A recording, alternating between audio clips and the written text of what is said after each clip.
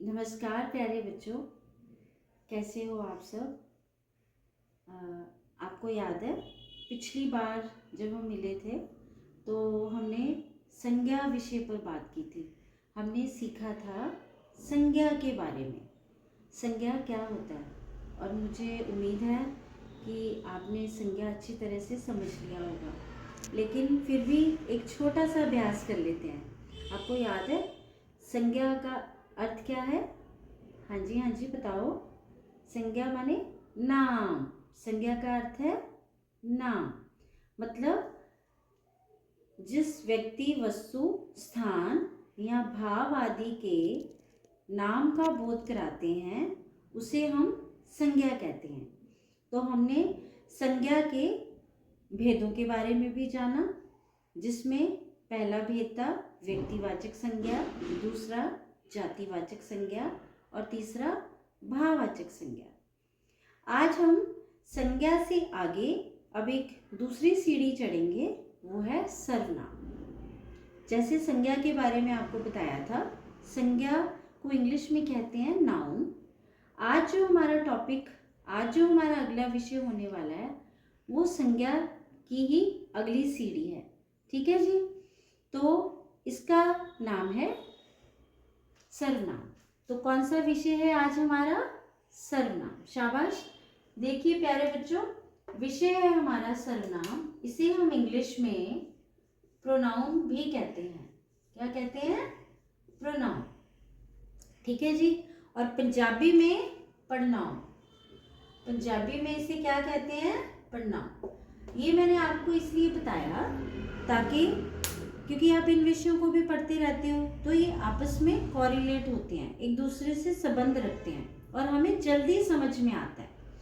अब हम शुरू करते हैं एक उदाहरण के साथ। ठीक है जी। आप सब पढ़ेंगे मेरे साथ, आप बोलेंगे। ठीक है जी। देखिए हमारा पहला वाक्य है, राहुल के दोस्त के साथ पतंग उड़ा रहा था। दोबारा से पढ़ते हैं एक बार आपके लिए, ठीक है? आप मेरे पीछे बोलना। राहुल के दोस्त के साथ पतंग उड़ा रहा था। ठीक है जी।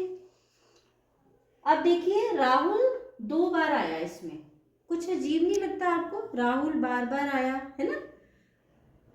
राहुल के दोस्त के साथ। अब सही वाक्य क्या है? अब हम इसे कैसे बोल सकते हैं? अब आमतौर पे आप बुलाते भी हो ना, राहुल अपने दोस्त के साथ पतंग उड़ा रहा था। जब हमारे पास ये विकल्प है, हम इस तरीके से भी कह सकते हैं ना, राहुल अपने दोस्त के साथ पतंग उड़ा रहा था। तो ये एक बहुत अच्छा तरीका है बात को कहने का, समझाने का। ठीक है। जब हमारे पास ये विकल्प है तो फिर हम 2 बारी राहुल कुछ अजीब लगता है ना, इसलिए हम ऐसे बात नहीं करेंगे। ठीक है। तो अब जब हमने अपने लगाया, अब ये अपने क्या है? ठीक है। अब ये अपने क्या है? अब हमें संज्ञा की जो परिभाषा पहले की थी उसी से संबंधित है। देखिए, जिन शब्दों का प्रयोग संज्ञा के स्थान पर होता है उन्हें सर्वनाम कहते हैं। राहुल क्या है? नाम, एक संज्ञा शब्द है। तो राहुल के स्थान पर हमने लिखा अपने। राहुल अपने दोस्त के साथ पतंग उड़ा रहा था। तो हुआ ना, जिन शब्दों का प्रयोग संज्ञा के स्थान पर, मतलब राहुल के स्थान पर हमने अपने लगाया, तो इसे क्या कहते हैं? सर्वनाम। चलिए अब हम इसके कुछ उदाहरण देख लेते हैं। सर्वनाम के कुछ उदाहरण: मैं, तुम, वे, वह, आप, हम। ये क्या है? सर्वनाम के उदाहरण हैं। अब ये क्या है? सर्वनाम मतलब सबका नाम। सर्वनाम का अर्थ क्या होता है? सबका नाम। ठीक है। अब इसके और उदाहरण देख लेते हैं। उसका, इसे, उसे, हमारा, तुम्हारा, कौन, किसका, किसे, कहाँ आदि। तो ऐसे हमारे पास बहुत सारे सर्वनाम के उदाहरण हैं जिन्हें हम प्रयोग में लाते हैं। अब ध्यान से देखिए, एक वचन, बहुवचन। अब किस प्रकार से ये बदलाव होता है, अब हम इन्हें कैसे बदलते हैं। एक वचन, जैसे मैं एक वचन, हम बहुवचन।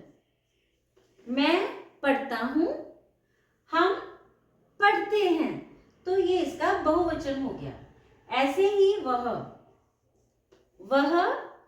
खेलता है, वे खेलते हैं। ज्यादा हो गए ना बहुवचन, एक से ज्यादा। बहु मतलब ज्यादा, बहुत, एक से ज्यादा, तो एक वचन एक। ऐसे ही उस, उन्हें, उस का क्या आएगा, उन्हें। ठीक है, इस प्रकार से हर एक वचन को जब हम बहुवचन में बदलेंगे तो वाक्य का अर्थ भी बदल जाएगा। तो कुछ शब्द जो हैं वो एक वचन और बहुवचन के अनुसार बदल जाते हैं। ठीक है जी। तो प्यारे बच्चों, आपको सर्वनाम का अर्थ समझ आ गया। अब हम आगे बढ़ते हैं। ठीक है, जो बच्चों हम बात कर रहे हैं भेदों की। आइए अब हम जान लेते हैं सर्वनाम के भेदों के बारे में। बच्चों, ये हैं हमारे भेद, जिसमें आप ये देखिए, यहाँ ये गुब्बारों में आप देख सकते हो कितना सुंदर सुंदर लिखा हुआ है। हाँ जी, हमारा जो सबसे पहला भेद है वो है पुरुषवाचक सर्वनाम। ठीक है, क्या है, पुरुषवाचक सर्वनाम। अब पुरुषवाचक सर्वनाम क्या होता है। ठीक है, जिन सर्वनाम शब्दों का प्रयोग बोलने वाले, सुनने वाले और अन्य व्यक्तियों के लिए होता है उन्हें पुरुषवाचक सर्वनाम कहते हैं। ठीक है, अब देखो हमें बात कैसे पता चलती है, जब कोई हमें बोल के बताता है। ठीक है, जब हमें बात पता चलती है फिर हम वो बात सबको बताते हैं। अब कैसे, देखो जैसे मैं कौन है, बोलने वाला। बोलने वाले के लिए कौन से सर्वनाम शब्द का इस्तेमाल होता है, मैं। और आप कौन हो, अब आप सब यहाँ मुझे सुन रहे हो ना, आप बैठे हो तो आप लोग, तुम लोग सब मुझे सुन रहे हो, तो आप लोग कौन हो गए, सुनने वाले। अब आप सीख कर घर जाओगे तो आप किसी और को बताओगे, अपने पड़ोसी को बताओगे, मम्मी को बताओगे, पापा को बताओगे, बहन भाई को बताओगे, तो वह कौन हो गया, अन्य व्यक्ति। मैं बोलने वाला, मतलब मैंने आपको सर्वनाम समझाया, मैंने, अब मैं बोलूंगी मैंने आपको आज सर्वनाम विषय के बारे में बताया, तो मैं कौन हो गया, बोलने वाला। आपने सुना, ठीक है, हाँ जी राहुल तुमने सुना ना, हाँ तो सारे बच्चों ने सुना, ईशान आपने भी सुना। ठीक है, तो आप कौन हो गए, सुनने वाले। अब जब आपको अच्छे से समझ आ जाएगा, आप खुशी खुशी घर जाओगे तो बताओगे कि मैम ने, है ना, हमें पढ़ाया। ठीक है, अब वो मैम कौन है, वह। मैं कौन हो गई, वह। ठीक है, तो वह कौन है, अन्य व्यक्ति। तो तीसरे के बारे में, जैसे इंग्लिश में आप करते हो first person, second person, third person, बिल्कुल वैसे ही। फर्स्ट पर्सन कौन है, मैं, बोलने वाला। सेकंड पर्सन तुम, सुनने वाले। थर्ड पर्सन कोई और, जिसको आगे आप जाके फिर वो बात बताते हो। ठीक है जी, तो इस प्रकार से ये बोलने वाला, सुनने वाला और अन्य व्यक्ति, ये क्या होते हैं, पुरुषवाचक सर्वनाम। ठीक है जी, अब हम कुछ उदाहरण देख लेते हैं। ठीक है, ऐसे ही मैं लुधियाना में रहता हूं। ठीक है, तुम यहाँ आकर बैठ जाओ, वह पढ़ाई में बहुत तेज है। ठीक है जी, तो ये हम देख लेते हैं। मैं, फटाफट मेरे साथ साथ बोलेंगे आप, कौन है ये, बोलने वाला, तुम सर्वनाम, वह अन्य व्यक्ति। तो अब जल्दी से कौन कौन मुझे बताएगा, हमें अब फटाफट रेखांकित करना है इसको। रेखांकित मतलब अंडरलाइन। अंडरलाइन का हिंदी में क्या बोलते हैं, रेखांकित। रेखांकित, ऐसे मैं आपको बता देती हूँ, रेखांकित मतलब अंडरलाइन करना, किसी चीज के नीचे, शब्दों के नीचे लाइन लगाने को बोलते हैं हिंदी में रेखांकित। रेखा को अंकित करना, रेखा को अंडरलाइन करना। तो हम इसलिए ये जो मैंने लाल पेन से रेखांकित किए ना शब्द, आपने इन पे ध्यान देना है। ये सारे सर्वनाम शब्द हैं। जैसे मैं लुधियाना में रहता हूँ, तुम यहाँ आकर बैठ जाओ। अब इसमें सर्वनाम शब्द कौन सा है? वह पढ़ाई में बहुत तेज है, वह। ठीक है जी, बिल्कुल ऐसे ही अब हमारे पास कुछ और सर्वनाम शब्द हैं। ठीक है, जैसे मेरा, आप कह सकते हो मेरा नाम ईशान है, मेरा नाम सिमरन है। ऐसे ही आप बोल सकते हो तुम्हारा नाम क्या है, आपका नाम क्या है। ठीक है, हम स्कूल में हिंदी की कक्षा लगा रहे हैं, हम हिंदी पढ़ रहे हैं। ठीक है, तुम्हें मैंने एक पेन दिया। ठीक है जी, तो ये देखो एक ही वाक्य में दो सर्वनाम का जो है इस्तेमाल, प्रयोग हो गया। मैंने तुम्हें पेन दिया। तो इस प्रकार से हम बातों ही बातों में देखो कितने सारे सर्वनाम शब्दों को सीख गए। ठीक है बच्चों, एक बार फिर से दोहराई कर लेते हैं पुरुषवाचक सर्वनाम की। जिन सर्वनाम शब्दों का प्रयोग बोलने वाले, सुनने वाले और अन्य व्यक्तियों के लिए होता है, उन्हें पुरुषवाचक सर्वनाम कहते हैं।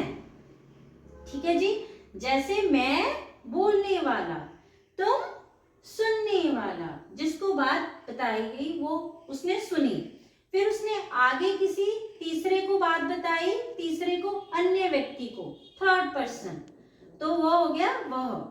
तो ये उदाहरण जो है ये हमने डिस्कस किए, ये हमने अभी चर्चा की। ये सारे बच्चों आप कॉपी में नोट कर लें जल्दी से, शाबाश, नोट कर लीजिए। उसके बाद आपने फिर इसके साथ के ये जो मैंने आपको अन्य उदाहरण दिए हैं, बिल्कुल इन्हीं शब्दों से आपने कुछ और वाक्य बनाने हैं। ठीक है जी, आप लिख लीजिए अब इसे। बच्चों आपने लिख लिए, अब हम बात करते हैं अगले भेद की, निश्चयवाचक सर्वनाम की। ठीक है जी, निश्चयवाचक सर्वनाम बेटा क्या होता है? जिसमें कोई बात कंफर्म होती है, निश्चित होती है, मतलब हमें पक्का पता होता है। क्या होता है? पक्का पता होता है। जिस बारे में हमें पक्का पता हो, निश्चित हो, जिसके बारे में हमें पक्का पता हो, निश्चित हो, कंफर्म हो। ठीक है जी, कि यही बात है। कई बारी हमें कंफर्म नहीं होता, तो हमें कंफर्म कैसे होता है? वो कौन से शब्द हैं जिसमें हमें पक्का पता होता है? जैसे कुछ उदाहरण हम देख लेते हैं बेटा जी। देखिए, यह राधा का घर है। अब यह राधा का घर है तो पक्की बात है, हमें पता है, इसलिए हमने क्या बोला? यह राधा का घर है। उसके बाद ऐसे एक और उदाहरण देख लेते हैं। इसी लड़की ने मेरी सहायता की है। इसी लड़की ने मेरी सहायता की है, मतलब आपको पक्का पता है यही वो लड़की है जिसने आपकी मदद की थी। ठीक है, कई बार आप जब किसी के बारे में बात करते हो तो पुष्टि करते हो तो आप इन शब्दों का इस्तेमाल करते हो, तो वो सर्वनाम शब्द उनको कहते हैं निश्चयवाचक। ठीक है जी, निश्चयवाचक, जिससे हमें निश्चित होता है, पक्का पता होता है कि इसी ने यह काम किया है, इसी ने मेरी मदद की है, यह काम इसके द्वारा ही किया गया है, तब हम कहते हैं निश्चयवाचक सर्वनाम। ठीक है जी, तो यह राधा का घर है, इसी लड़की ने मेरी सहायता की है। ठीक है जी, आगे चले। क्लियर है सबको? समझ आ गया? शाबाश।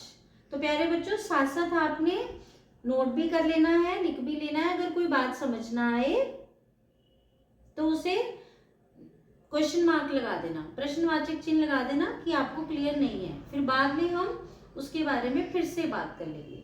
ठीक है जी। अब हम आते हैं तीसरे भेद पर। सर्वनाम का तीसरा भेद है अनिश्चयवाचक सर्वनाम। अभी अभी हमने बोला निश्चय, जो बात हमें कंफर्म होती है, जिसके बारे में हमें पक्का पता होता है कि इसी के द्वारा यह काम किया गया है, यही वह घर है जहां मेरा मित्र रहता है। ठीक है।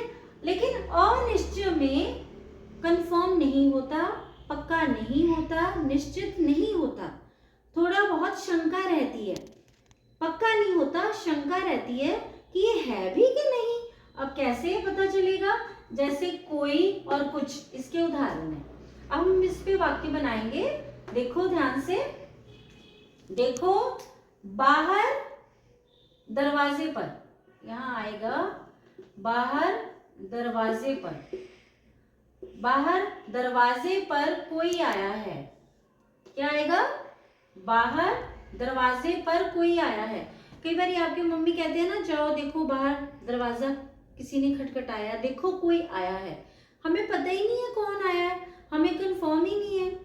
अब जब पता होता है कि अगर पापा होते या मम्मा होते तो आपके कह देते घर वाले, है ना, देखो जाओ पापा आए हैं, दरवाजा खोल दो। पर बाहर पता ही नहीं, बेल बजी है या किसी ने दरवाजा खटखटाया है, हमें पता ही नहीं कौन है। तो उस केस में हम क्या कहते हैं? देखो बाहर कोई आया है, मतलब अनिश्चित है, हमें पता नहीं है कौन आया है। अगला वाक्य है पानी में कुछ गिर गया। अब पानी में क्या गिरा है? कुछ गिर गया, नमक गिर गया, चीनी गिर गई, या कई बार पानी का गिलास टेबल पे पड़ा है, कोई कंकर गिर गया, है ना, कोई कीड़ा मकोड़ा गिर गया, तो हमें पक्का नहीं पता होता कि पानी में कुछ गिर गया। फिर हम ध्यान से देखते हैं, है ना, पानी को उड़ेलते हैं, तब पता चलता है कि पानी में क्या है। तो जब तक हमें कंफर्म नहीं होता, अनिश्चित होता है, तो हम कहते हैं पानी में कुछ गिर गया है। ठीक है जी। तो ये होता है अनिश्चयवाचक सर्वनाम। जब हम कंफर्म नहीं होते, हम किसी बात के बारे में पक्के तौर से कुछ नहीं कह सकते, तो हम कोई कुछ जैसे शब्दों का इस्तेमाल करते हैं। ठीक है जी। चलिए अब हम देख लेते हैं चौथा भेद। ये है निजवाचक सर्वनाम। क्या है? निजवाचक सर्वनाम। निज क्या होता है? निज मतलब जिसमें हमें अपनेपन का ज्ञान होता है, अपने बारे में ज्ञान होता है। हम कोई बात करते हैं तो सिर्फ अपने बारे में बात करते हैं, तो वो होता है निज। निज जैसे हम कहते हैं निजी, प्राइवेट, व्यक्तिगत, तो उसी से ये शब्द बना है निजवाचक। जब हम केवल अपने बारे में ही बात करते हैं तब निजवाचक सर्वनाम होता है। देखिए बेटा, इसका उदाहरण देख लेते हैं। यह मेरा अपना घर है। मेरा, अपने बारे में बात कर रहे हैं। यह मेरा अपना घर है। मैं स्वयं भोजन बनाती हूँ, मतलब मैं अपना खाना स्वयं अपने आप बनाती हूँ। तो इन शब्दों से हमें क्या ज्ञात होता है? जब हम अपने बारे में बात कर रहे हो, सर्वनाम शब्दों का अपने बारे में जब ज्ञान हो तो उसे हम कहते हैं निजवाचक सर्वनाम। ठीक है जी। सो बच्चों, अब आप ये भी फटाफट अपनी कॉपी पे लिख लीजिए। उसके बाद दो भेद हैं, फिर आपको उसके बारे में मैं जानकारी दूंगी। ठीक है, आपने लिख लिया चौथा और पांचवा भेद, कॉपी पे नोट कर लिया? वेरी गुड, सबने कर लिया, कोई रहता तो नहीं है? ठीक है। अब हम आगे का देखते हैं कि अगला भेद कौन सा है। ठीक है, पांचवा भेद है हमारा संबंधवाचक सर्वनाम। कौन सा है? संबंधवाचक सर्वनाम। अब संबंध मतलब जो सर्वनाम शब्द संज्ञा या सर्वनाम के बीच संबंध बनाते हैं। ठीक है, जो सर्वनाम शब्द, ठीक है, संज्ञा और सर्वनाम के बीच संबंध बनाते हैं, जैसे दो वाक्यों के बीच में भी ये हो सकता है, दो शब्दों के बीच में भी हो सकते हैं ये वाले। अब उदाहरण देख लेते हैं, ठीक है, फिर आपको और अच्छे से समझ आएगा। जैसे जो, जैसा, जैसा, वैसा। जब आप कहानी पढ़ते हो तो आप कई बार उसमें शिक्षा नीचे पढ़ते हो ना, आपने चालाक लोमड़ी की एक शिक्षा पढ़ी होगी कहानी के नीचे, जैसा करोगे वैसा भरोगे, ठीक है। ऐसे ही यहाँ पर हम कुछ वाक्य देखते हैं ध्यान से। जैसा करोगे वैसा भरोगे, ठीक है। अब ये क्या है, दो संज्ञा और सर्वनाम के बीच में संबंध है। जैसा करोगे, अब इसका आगे क्या है, वैसा भरोगे। उसके बाद है जैसी करनी वैसी भरनी, मतलब जैसा हम कर्म करते हैं वैसा ही हमें फल मिलता है। अगर हम अच्छा पढ़ेंगे, बहुत मेहनत करेंगे तो हमें वैसे ही अंक आएंगे, ठीक है जी, बिल्कुल ठीक। तो अगला है जो मेहनत करता है सो फल पाता है। तो ये तो आपको भी पता है, जो मेहनत करता है उसको फल भी मिलता है, ठीक है, मतलब उसको रिजल्ट भी मिलेगा, बिल्कुल। ऐसे ही इन वाक्यों में कहा गया है। तो ये क्या है, संज्ञा या सर्वनाम के बीच संबंध, ठीक है, जो आपस में जोड़ते हैं दो बातों को, दो शब्दों को, दो वाक्यों को। जब आपस में जो सर्वनाम शब्द जोड़ते हैं उन्हें हम कहते हैं संबंधवाचक सर्वनाम, ठीक है जी। एक बार फिर पढ़ लेते हैं और आप मेरे पीछे बोलेंगे, जैसा करोगे वैसा भरोगे, जैसी करनी वैसी भरनी, जो मेहनत करता है। अब देखो, अगर हम कहते हैं जो मेहनत करता है तो कोई मतलब नहीं बनता ना। अब कैसे संबंध जुड़ा दूसरे वाक्य के साथ, सो फल पाता है। तो इस प्रकार से जब दो वाक्यों के बीच में, संज्ञा और सर्वनाम के बीच में जो शब्द संबंध बनाते हैं, उनको आपस में जोड़ते हैं, उन्हें कहते हैं संबंधवाचक सर्वनाम, ठीक है जी। चलिए आगे देख लेते हैं। आगे है हमारा छठा प्रश्नवाचक सर्वनाम, ठीक है जी। प्रश्नवाचक, प्रश्न तो आप सबको पता है, ठीक है। प्रश्न जब पूछते हैं तो पीछे हम प्रश्नवाचक चिन्ह लगाते हैं। तो वो कौन कौन से सर्वनाम, वो कौन कौन से शब्द होते हैं, चलिए एक बार इन्हें भी पढ़ लें। जिन सर्वनाम शब्दों का प्रयोग प्रश्न पूछने के लिए किया जाता है, जिन सर्वनाम शब्दों का प्रयोग प्रश्न पूछने के लिए किया जाता है उन्हें हम प्रश्नवाचक सर्वनाम कहते हैं। बहुत आसान है ये समझने में। आइए फिर भी इसके उदाहरण देख लेते हैं बच्चों। पहला है राम कहाँ जा रहा है, कहाँ, राम कहाँ जा रहा है, पीछे है प्रश्नवाचक चिन्ह। सारे बच्चों ने प्रश्नवाचक चिन्ह जरूर लगाना है। जब कोई प्रश्न पूछते हैं तो उसके पीछे प्रश्नवाचक चिन्ह लगाते हैं, और जब कोई साधारण वाक्य होता है तो उसमें पूर्ण विराम लगाते हैं। इसे हम पूर्ण विराम कहते हैं। क्या कहते हैं, अब पढ़ाते पढ़ाते मुझे याद आ गया, ये भी आपको बता दूं, इसे हम पूर्ण विराम कहते हैं, मतलब पूरा रुकना। जब हम अपनी बात पूरी कर लेते हैं तो उसे कहते हैं पूर्ण विराम। जब हम कोई प्रश्न पूछते हैं तो फिर हम लगाते हैं प्रश्नवाचक चिन्ह, ठीक है जी। तो हम आते हैं प्रश्नवाचक सर्वनाम पर, ठीक है। पहला है राम कहाँ रहता है, दूसरा है कौन आया है, मतलब हम प्रश्न पूछ रहे हैं कौन आया है, तीसरा है चोर को किसने पकड़ा, हमें नहीं पता किसने पकड़ा, इसलिए हम प्रश्न पूछ रहे हैं चोर को किसने पकड़ा, तो उस केस में हम प्रश्नवाचक चिन्ह लगाते हैं। अगला है आप क्या पढ़ रहे हो, आपके मित्र आपकी सखी आपसे पूछते हैं ना, आप क्या काम कर रहे हो, आप क्या पढ़ रहे हो, आप कहाँ जा रहे हो, आप लुधियाना कब जाओगे, आप दिल्ली से वापस कब लौटोगे। तो ये सारे कब, क्यों, कहाँ, कैसे, किसने? ये सारे शब्द क्या है? प्रश्नवाचक सर्वनाम। तो जिन सर्वनाम शब्दों का प्रयोग प्रश्न पूछने के लिए किया जाए उन्हें हम कहते हैं प्रश्नवाचक सर्वनाम। ठीक है जी। तो ये हमारे सर्वनाम के 6 भेद हैं। कितने भेद हैं बच्चों? 6 भेद हैं, जिनको हमने एक एक करके, जिन पर हमने चर्चा की, उनको हमने समझा, उनके हमने उदाहरण देखे, और मैं उम्मीद करती हूँ आपने कॉपी पे भी साथ साथ लिख लिए होंगे, और मैंने आपको टाइम भी दिया ना लिखने के लिए। अब एक बार फिर से देखिए, यहाँ से हम ये सारे यहाँ पे लिखे हुए हैं, एक बार फिर से दोहराई कर लेते हैं। तो कितने हैं सर्वनाम के भेद? 6 भेद हैं।